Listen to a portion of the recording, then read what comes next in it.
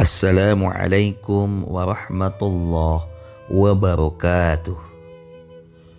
Alhamdulillah wa syukru lillah. Salatan wa salaman daimain mutalazimain li Rasulillah sallallahu alaihi wasallam. Pemirsa yang dirahmati oleh Allah, pada kesempatan kali ini kita akan mengupas sebuah tema yang berjudul amalan-amalan di bulan Muharram. Hadirin yang dirahmati oleh Allah, apa-apa saja amalan-amalan yang ada di bulan Muharram yang sesuai dengan sunnah Rasulullah sallallahu alaihi wasallam. Di antara amalan-amalan tersebut ialah yang pertama, bertaubat kepada Allah Subhanahu wa ta'ala. Ya ayyuhalladzina amanu tubu ilallah taubatan nasuha. Hai orang-orang yang beriman, taubatlah, kembalilah kepada Allah dengan taubat yang sebenar-benar taubat.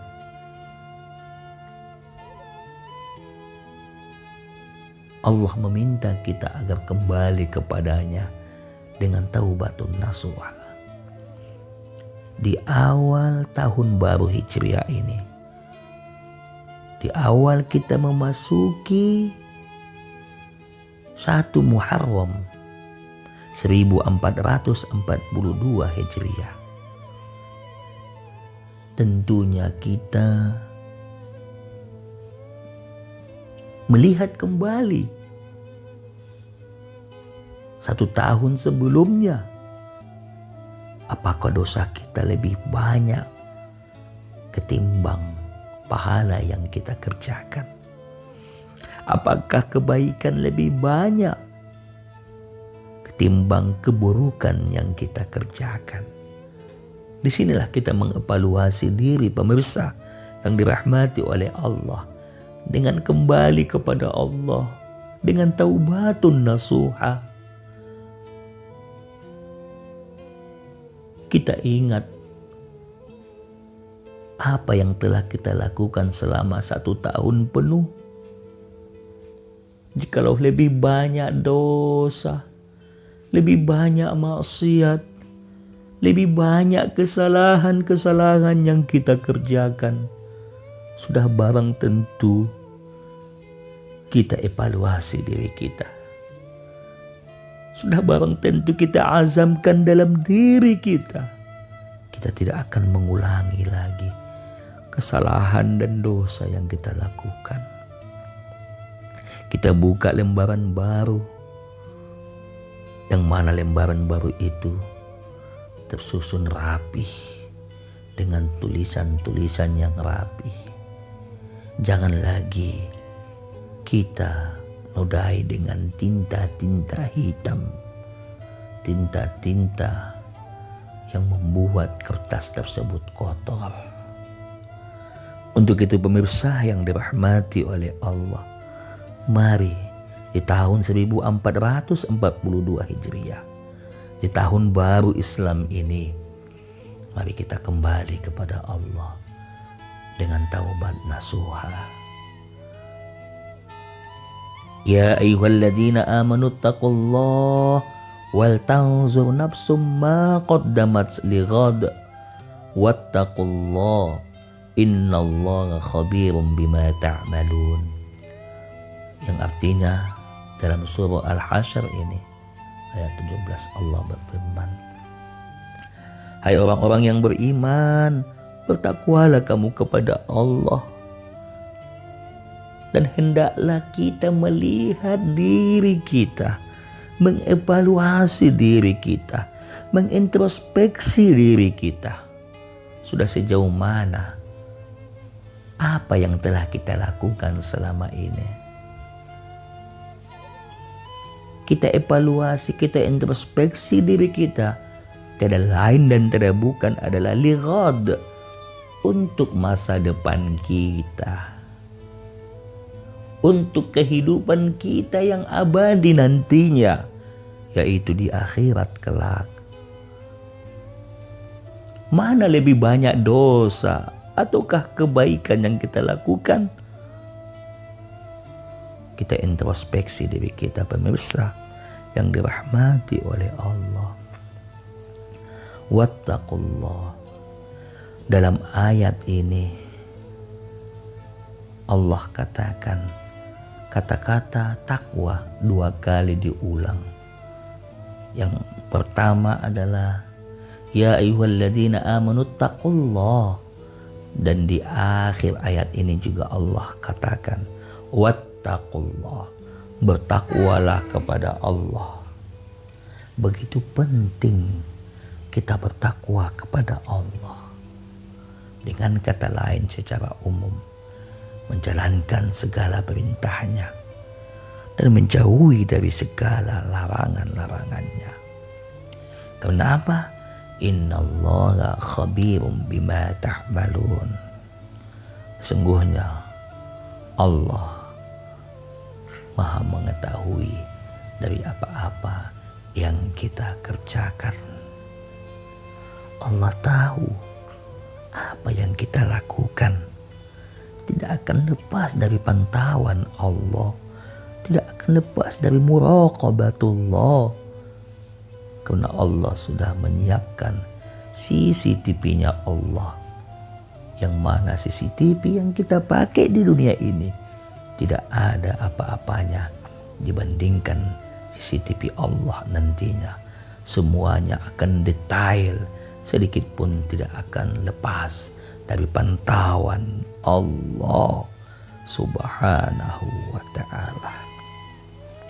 Untuk itu pemirsa, mari kita bertafakur kepada Allah. Mari kita bangun di tengah malam, menyesali perbuatan yang kita lakukan, meneteskan air mata karena Allah, karena dosa-dosa kita, karena maksiat yang pernah kita kerjakan, karena kita khawatir apakah dosa-dosa kita dapat diterima oleh Allah, diampuni oleh Allah. Maksiat yang pernah kita kerjakan, apakah diampuni oleh Allah? Harusnya kita meneteskan air mata karena itu. Tapi kita dengan mudahnya, pemirsa yang dirahmati oleh Allah, meneteskan air mata dikarenakan dunia, meneteskan air mata dikarenakan anak kita tidak lulus PNS, meneteskan air mata dikarenakan anak kita sakit, meneteskan air mata dikarenakan uang kita hilang, mobil kita hilang, rumah kita terbakar dan lain sebagainya.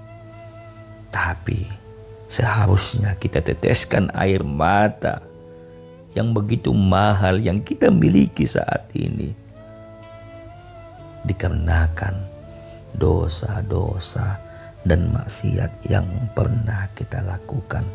Apakah itu diampuni oleh Allah atau tidak? Situlah kita mengadu kepadanya di tengah malam. Kita sholat tahajud,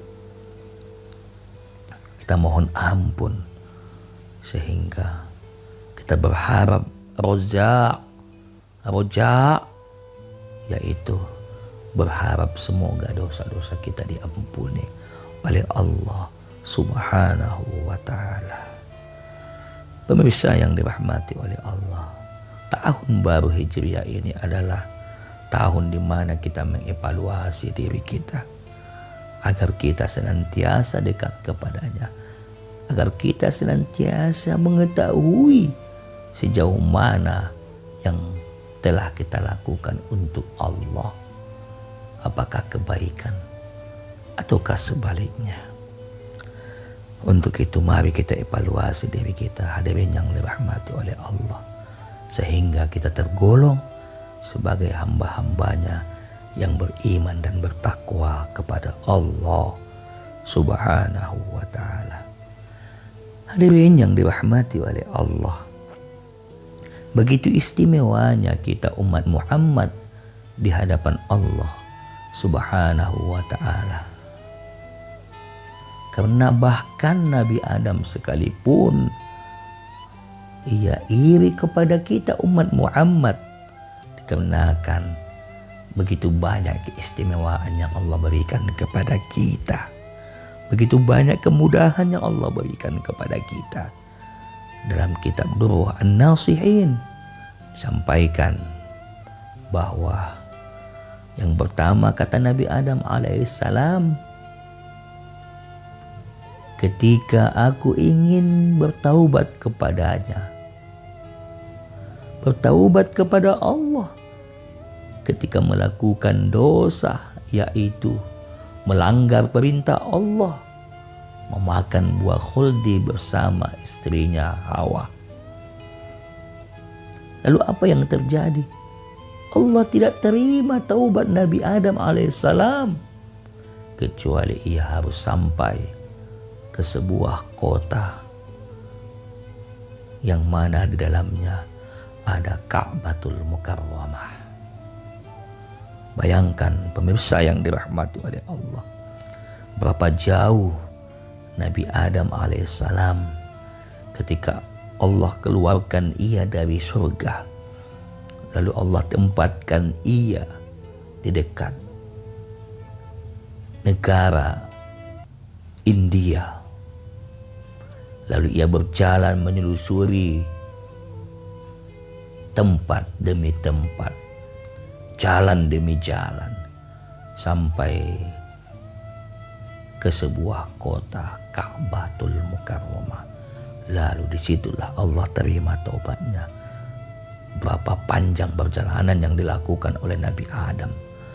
Bukan hanya berhari-hari, bukan hanya berminggu-minggu, berbulan-bulan, bahkan bertahun-tahun lamanya. Ketika sampai di Ka'bah, barulah Allah terima taubat Nabi Adam alaihissalam.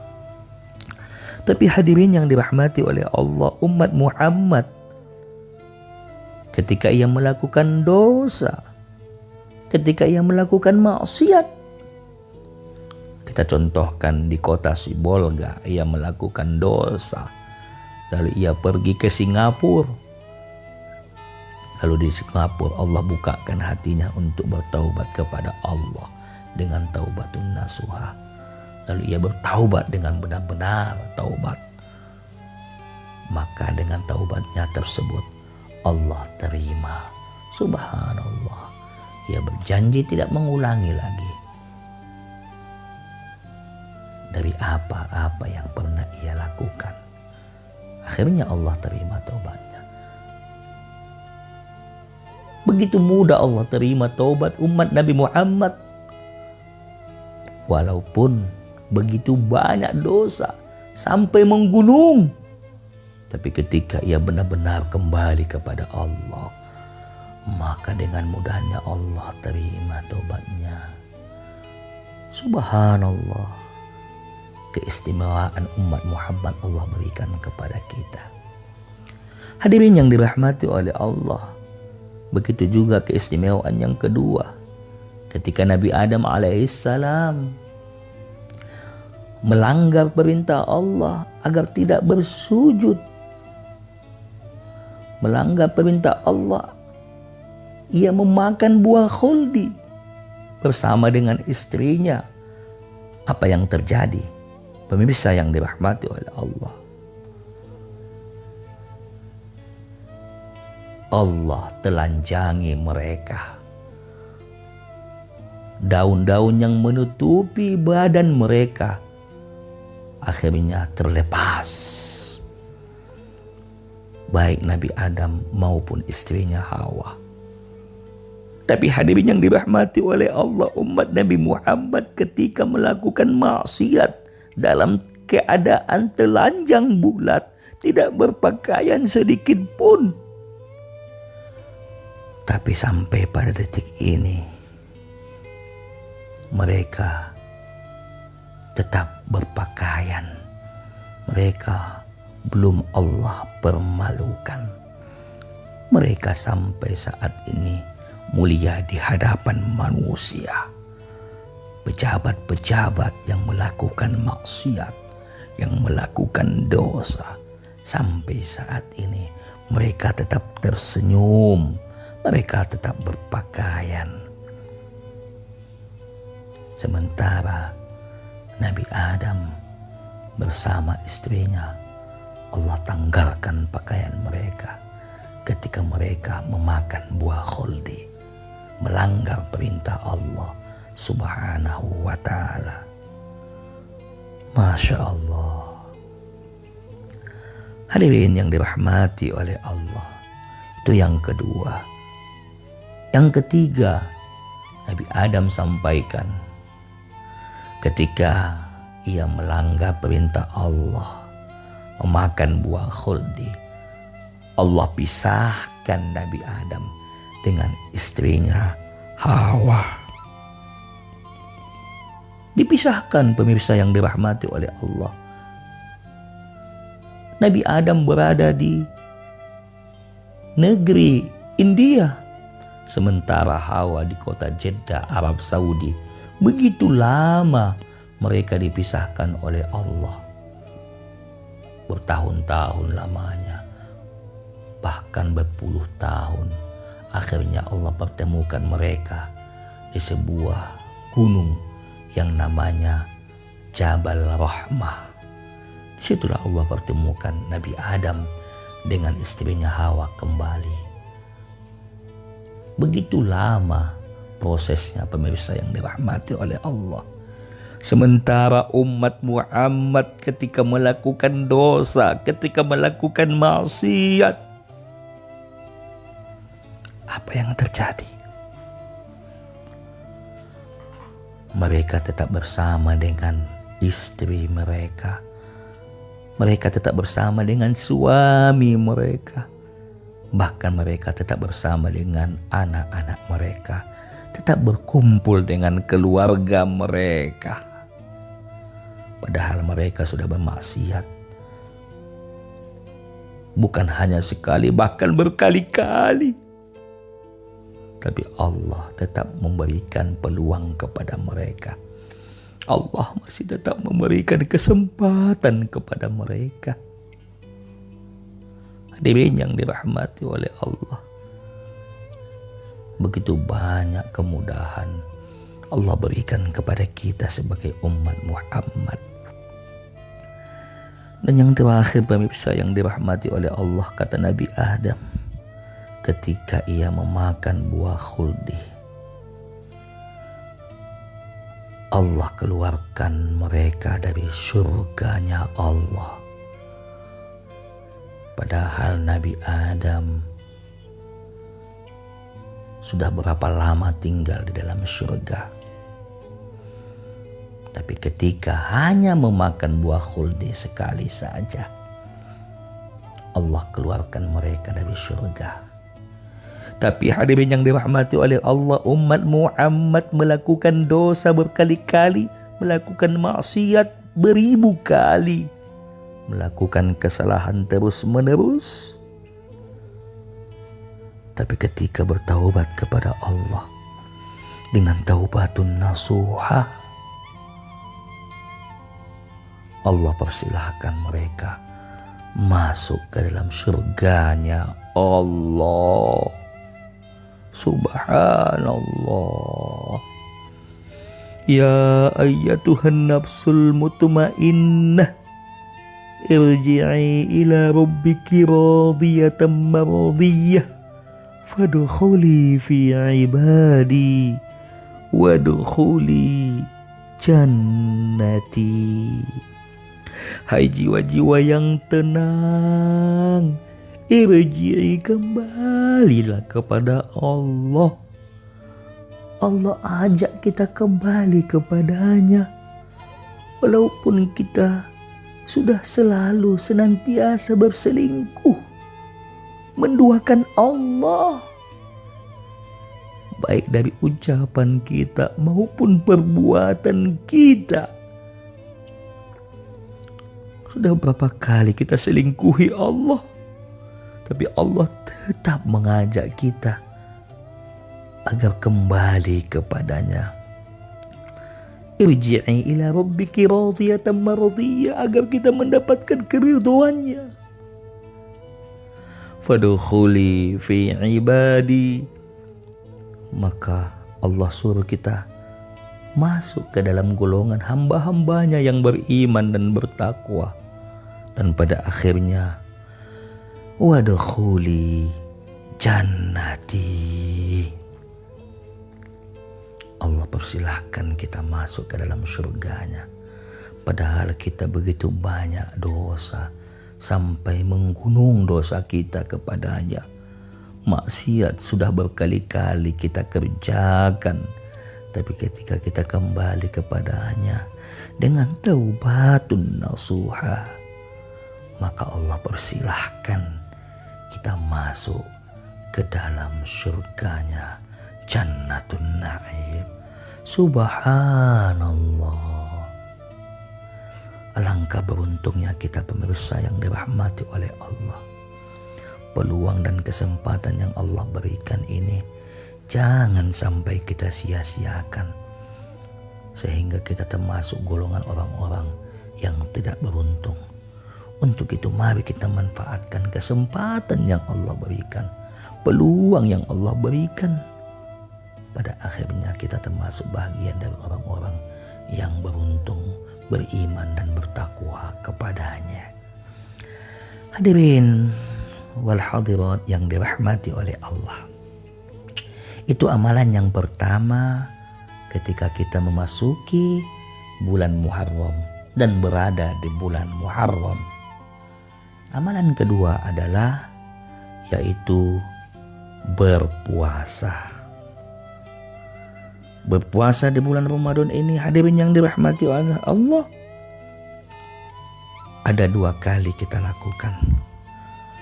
Yang pertama adalah puasa Tasu'ah. Yang kedua puasa Asyura. Puasa Tasu'ah adalah puasa pada hari ke-9 di bulan Muharram. Dan Asyura adalah puasa di hari ke-10 di bulan Muharram. Hadirin yang dirahmati oleh Allah, inilah puasa yang senantiasa yang dilakukan oleh Rasulullah, yaitu di 10 bulan Muharram. Dan ketika para sahabat bertanya kepada Rasul, "Ya Rasul, bukankah hari ke-10 di bulan Muharram adalah hari yang biasa diamalkan oleh orang-orang Yahudi? Mereka berpuasa untuk mengenang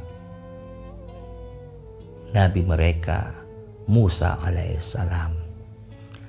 Akhirnya Rasulullah katakan kepada para sahabat, "Ya ashabi, wahai para sahabatku, saya berkeinginan insya Allah di tahun depan apabila umurku panjang, maka aku akan berpuasa di hari ke-9 dan di hari ke-10.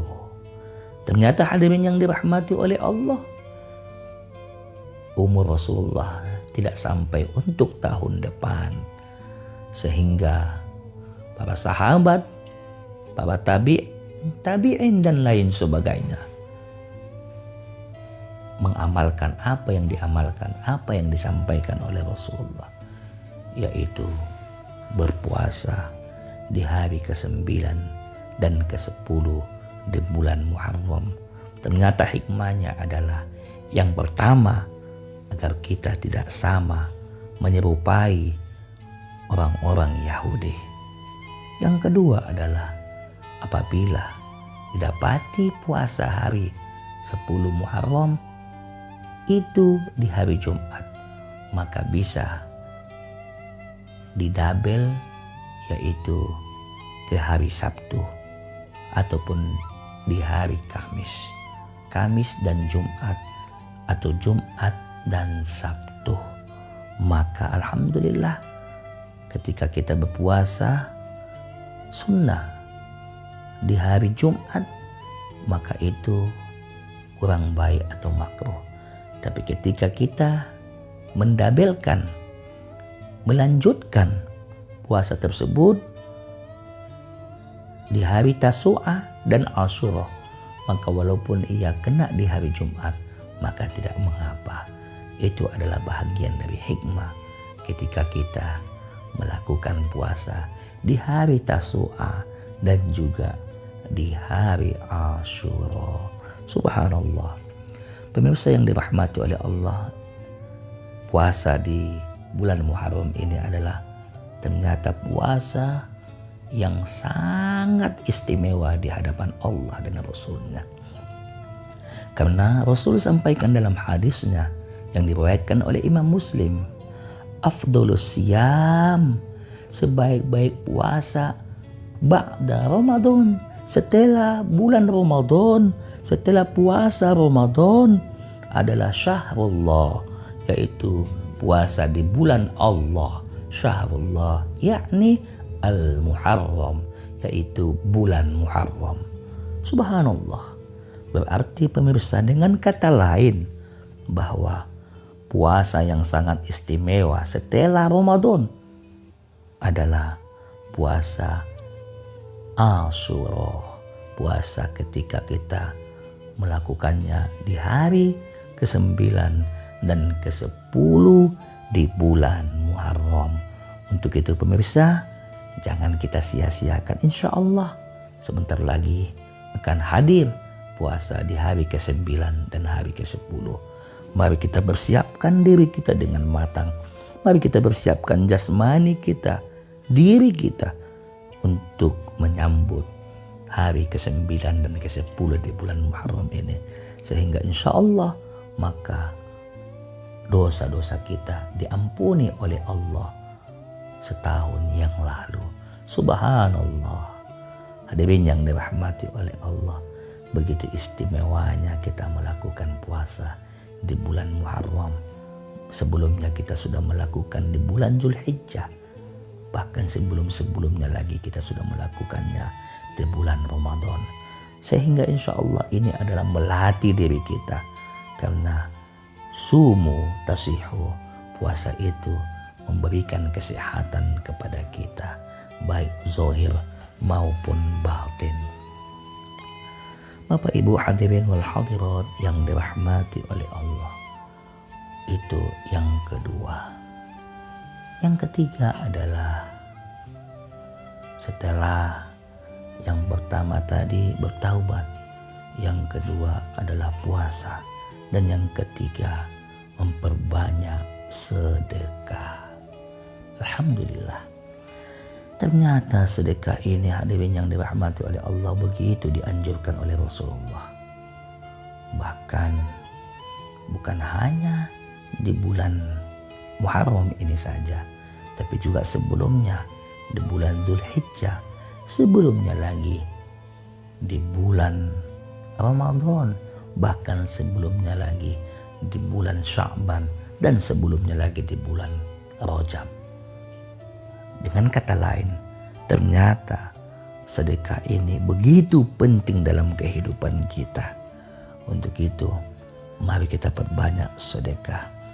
Karena orang yang sudah meninggal dunia pun ingin kembali hidup ke dunia ini barang sesaat. Untuk apa pemirsa? Ternyata hanya untuk bersedekah. Subhanallah. Hadirin yang dirahmati oleh Allah. Laula akhartani li ajalin qarib fa asaddaqu, kata orang-orang yang sudah meninggal dunia. Orang-orang yang sudah berada dalam kubur. Kalau seandainya Allah berikan kesempatan, saya hidup kembali ke dunia hanya beberapa saat saja, maka yang akan saya lakukan, katanya, adalah bersedekah. Untuk itu pemirsa, mari kita berbanyak sedekah kita. Karena sedekah ini adalah untuk kita bawa ke akhirat nantinya. Sehingga kita Beruntung bukan hanya di dunia, tapi juga beruntung di akhirat. Mudah-mudahan insya Allah dengan sedekah yang kita berikan menambah kekuatan kepada kita, menambah motivasi dan semangat kepada kita dalam beramal ibadah, dalam menjalankan perintah Allah dan menjauhi segala larangan-larangan Allah. Yang terakhir adalah memperbanyak amal soleh. Mari kita berbanyak kebaikan dan kebaikan apapun itu, sekecil apapun kebaikan itu, mari kita lakukan, karena khairun nas anfa'uhum linnas.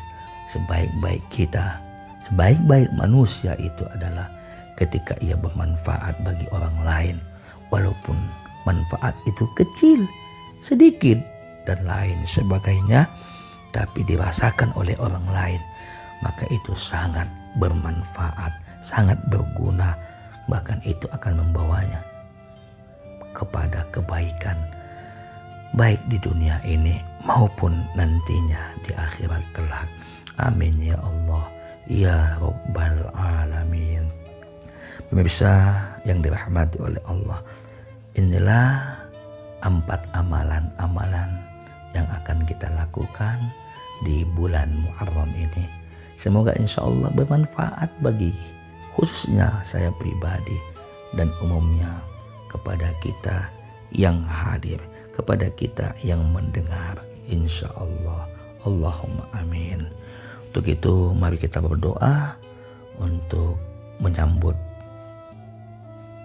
tahun baru Hijriah ini, atau ketika kita sudah berada di Muharram ini, pada akhirnya kita akan insya Allah beruntung baik di dunia maupun di akhirat kelak. Allahumma amin. Allahumma ya Allah ya Rahman ya Rahim. Allahumma antal abadiyul qadimul awwal wa ala fadlikal azim ya Allah ya Rahman ya Rahim wa karami judikal muawwal ya Allah. Wa hadha amun jadid, wa hadha amun jadid qad aqbala as'alakal isma fihi minasyaitan wa awliyaihi wal aun ala hadhihi nafsil ammara bisu. Ya Allah ya arhamar rahimin, Allahumma ya Allah irhamna fa innaka khairur rahimin, faghfir lana ya Allah fa innaka khairul ghafirin birahmatika ya arhamar rahimin. Rabbana taqabbal du'aana innaka antas samiul alim wa tub alaina innaka antat tawwabur rahim. Rabbana atina min ladunka rahmah wa hayyi lana min amrina rasyada. Rabbana atina fid dunya hasanah wa fil akhirati hasanah wa qina adzabannar. Walhamdulillahi rabbil alamin. Alhamdulillah, pemirsa yang dirahmati oleh Allah. Mudah-mudahan tausiah singkat ini ketika menyambut dan berada di bulan Muharram ini semoga bermanfaat dan semoga insya Allah dapat kita amalkan dalam hidup dan kehidupan kita sehari-hari, sehingga kita termasuk bahagian dari hamba-hambanya yang beruntung baik di dunia ini maupun nantinya di akhirat kelak. Amin ya Allah ya Rabbal Alamin. Untuk itu pemirsa, kita sudahi, semoga bermanfaat. Wabillahi taufik wal hidayah. Wassalamualaikum warahmatullahi wabarakatuh.